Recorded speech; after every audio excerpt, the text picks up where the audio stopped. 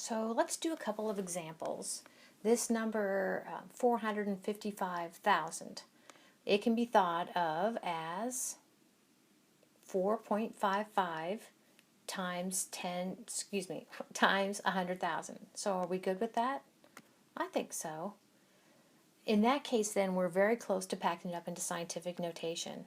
The last thing that we need to do basically is take this and make it 10 raised to what power? Well, you can count zeros here. So it's going to be what? 10 raised to the 5th power. Okay, so 455,000 is equal to 4.55 times 10 raised to the 5th power. That's it. And you don't have to do this intermediate step to get something packed up in scientific notation, but this is packing up that number in scientific notation.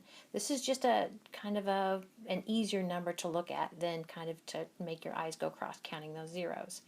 So again, this first part is called the coefficient, and it needs to be less than 10, but at least 1. So this is the coefficient. I'll just put coef. Okay, and this is the exponent part. Now, what I usually think of, if I see a number packed up in scientific notation, if this number is positive, then I know that it's a big number. Now, let's compare that to this one. So here we go. This is the number 0.0021. Well, we can think of that as 2.1 times 0.001. I don't know if you buy that, but that's true. If you buy that, then we're on our way to packing up into scientific notation. We're going to make this the coefficient, and we need to go ahead and put this in scientific notation. What that's 10 raised to what? The negative third.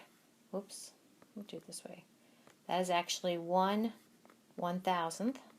Okay, that's 1 over 10 raised to the third. That's actually 10 raised to the negative third. There. You don't have to, yeah.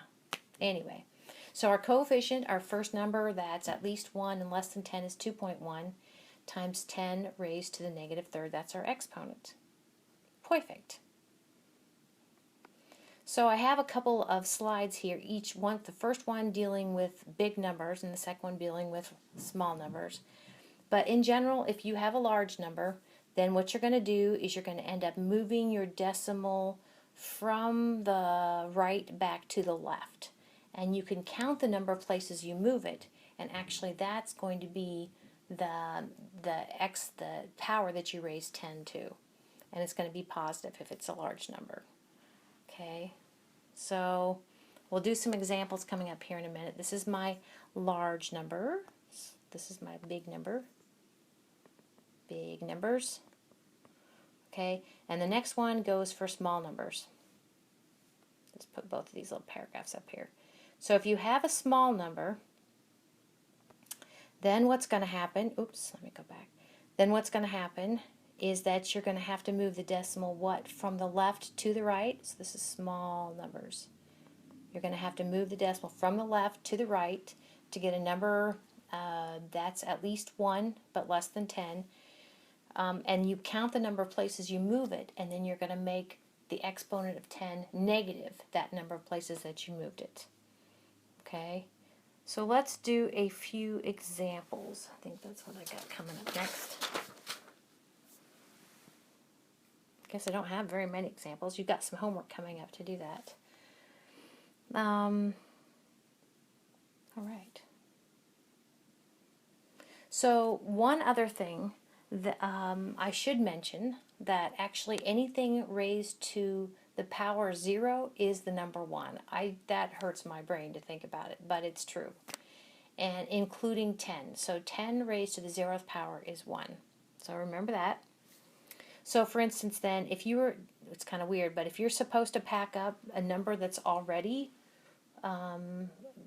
less than 10 but at least 1, if you're supposed to pack that up in scientific notation, you would rewrite that number as your coefficient, 3.236 as your coefficient, and then your exponent would be basically 1, okay, times 10 raised to the 0th power. We good with that? Okay, so now we have just a few examples. So if we were going to pack up this number in scientific notation.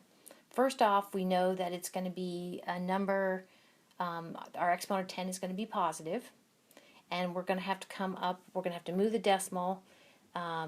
Specifically, we're going to move it clear over here after the 2 but before the 3 to make our coefficient. Okay, so here we go. 1,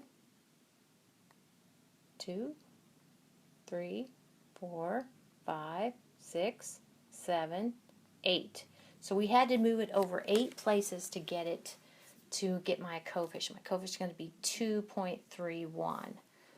So it's 2.31 times 10 raised to the 8th power. Is that right? Cool. So now, again, scientific notation is great because this number I would be off by magnitude of 10 if I didn't take my little finger and kind of count my zeros.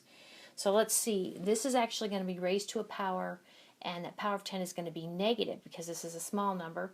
And we're what? We're going to move the decimal place where? Right here after the 7, but before the 8 to get our number that's at least 1 and less than 10. So here we go.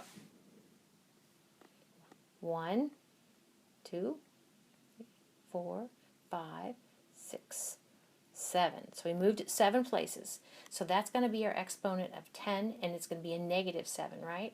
So our coefficient, 7.87 times 10 raised to the negative 7th. Very good. Last but not least, I've got this example. Now, I threw this one at you. We don't deal with a lot of negative numbers in chemistry, but it could happen. So I'm going to tell you that this negative sign actually is going to go with the coefficient. It's going to go with the coefficient. So our coefficient is going to be actually, we're going to have to move the decimal from over here. We're going to have to move what? From right to left. We're going to have to move the decimal, and it's going to be 4.4, but it's going to be negative 4.4. All right, so here we go. Oops. 1, 2, 3. We moved it 4 places, but now don't forget that negative, actually it's going to go with our coefficient. So it's negative 4.4 times 10 raised to the positive 4 power. Okay, so hope that works for you. Assignment slide.